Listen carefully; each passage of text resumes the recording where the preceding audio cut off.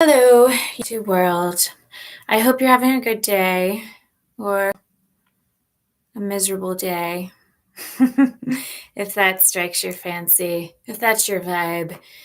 If you're having a bad day, misery loves company. So, any darkness, any misery, any sadness, any depression, type it all in the chat. That is the vibe tonight. Embracing the darkness, because without the dark, there would be no light. So we have to have a place for the darkness. I know I look a little like Kim, but I'm not Kim. I'm Wednesday Addams. Kim is way too cheerful. She's way too sunny. She has such a positive perspective on life. Okay, this is Wednesday Addams, and I'm okay. I'm okay with embracing the things in life that aren't always so positive. There's such a thing as toxic positivity. And I am not about that. I'm about embracing the darkness, welcoming the darkness. The darkness needs to have its place. Da da da da. Da da da da. Da da da da. Da da da da. Da da da da.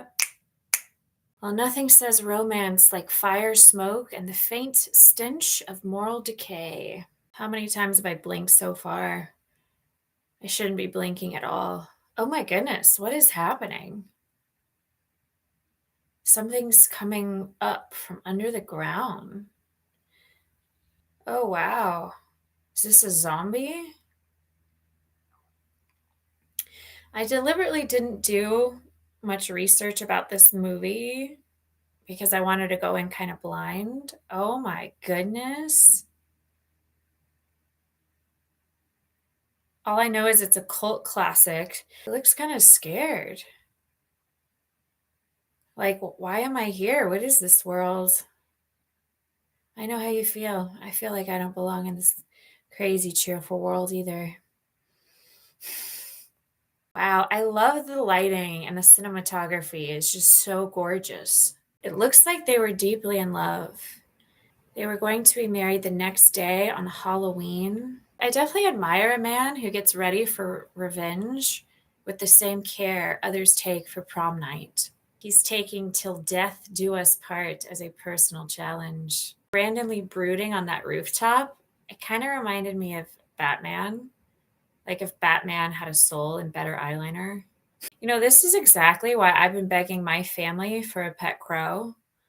Crows are obedient, ominous, and highly cinematic. Looks like he jumped out just in time. Divine instrument of justice. If I ever die violently, I too would like to return for vengeance.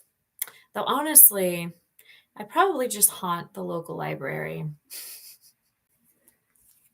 Something tells me he's not going to hurt the police because he's actually a good guy. He's already dead. You can't kill him because he's already dead. I think his makeup looks beautiful. Even better than mine.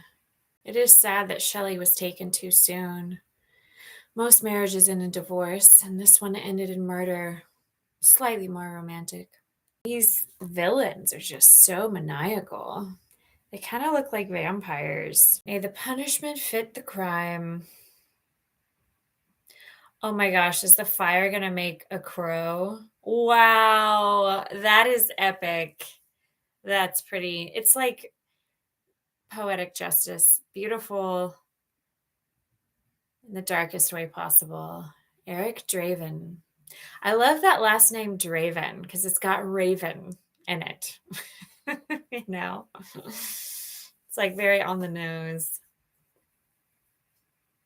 Yes, all of their deaths have been ironic. He's telling Jesus jokes? I wasn't prepared for all this. That's kind of funny. Very dark, but funny. Can you put me up for the night? That's how you know someone's really twisted when they're about to die and they're concerned about their sheets. That is a sign of a very twisted, materialistic person. All he has to do is touch him and he can see it all. Oh. Oh. Wow. He's so tortured. Wow, these two are both wonderful actors. This is a great scene. That was a really amazing scene. That's like the heart of the whole movie, I feel. We side with him because we understand his pain. If you've ever dealt with grief and loss, you empathize with Brandon Lee. You know, it's hard not to empathize with him. I feel like the theme of this movie reminds me of the John Wick films because if you think about it, John Wick was all about getting vindication for the bad guys who killed his dog, right? And a similar concept, like this whole film is about vengeance against the bad guys who killed the love of his life. And that breeds a lot of like action scenes, dark humor. This is an incredible performance. Like everything he does, he's so emotionally committed. The nuance, the subtlety, and also like the parts where he's just going all out like this. Like you can see the rage.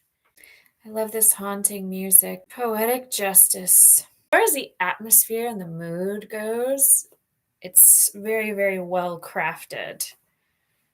Like the world feels almost like a comic book, which I guess it's based on a comic book. Loving this guitar. Yes. Another guitar solo at the rooftop. Yeah. Another absolutely unnecessary guitar solo. Unnecessary yet totally necessary.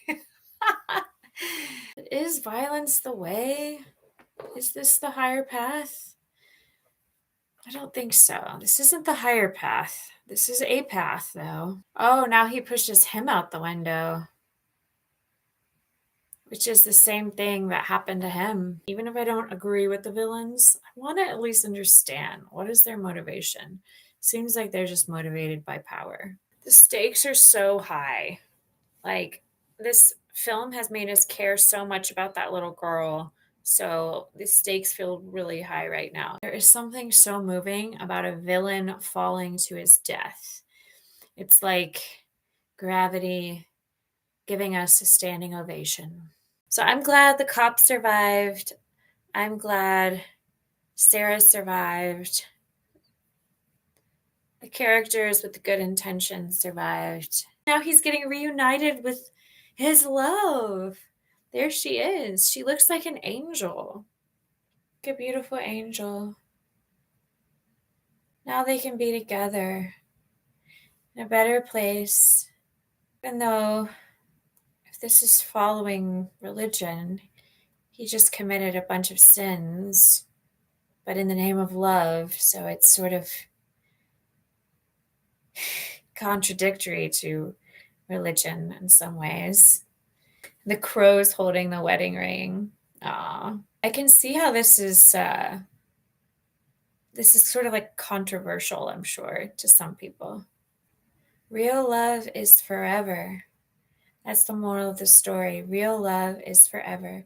He was acting as supernatural karmic justice. So I feel like most films about vengeance revel in bloodshed, and The Crow does too, but it dares to suggest that love, not hate, is the true force behind revenge, which is a very daring concept, you know? Eric Draven, I love the name. The character name's perfect. It does not return to punish strangers, right? Eric Draven, he returns because someone stole his happiness. And that makes it infinitely more terrifying. Violence for violence is common, but violence for love is operatic.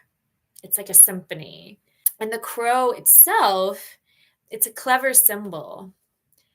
You know, the birds survive, right, on death. And here, death sustains justice. The film doesn't really believe in happy endings, it believes in balance.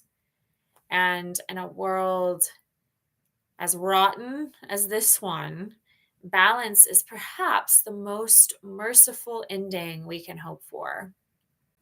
It also feels like, you know, death is usually the end of a story, but in The Crow, it's like the beginning. And Brandon Lee's character is not merely resurrected, he's transfigured into a judge, kind of like a jury, right? An executioner. And the film is less about revenge than it is about inevitability, the inevitability of consequences, of violence returning to the men who birthed it, right? Sort of like you reap what you sow, sort of thing. So, in other words, it's like he's karma dressed in black leather. It's fashionable. And I think what makes this film remarkable, it's its ability to weave gothic romanticism with brutal urban decay. The city is a cathedral of fire escapes and broken glass, a perpetual Halloween where no one even bothers to take down the decorations. And the cinematography, it turns shadows into characters. Rain feels like a baptism, and not into life, but into vengeance. And I think Brandon Lee gives the film this tragic heartbeat. He balances rage with tenderness, which is far more frightening than either emotion alone. And one can sense that ghostly irony that his own death haunts the film even more than the phantoms on the screen. His performance is immortalized, not just by the narrative, but by the cruel reality that he did not even live to see this. And perhaps that makes him the truest ghost of all.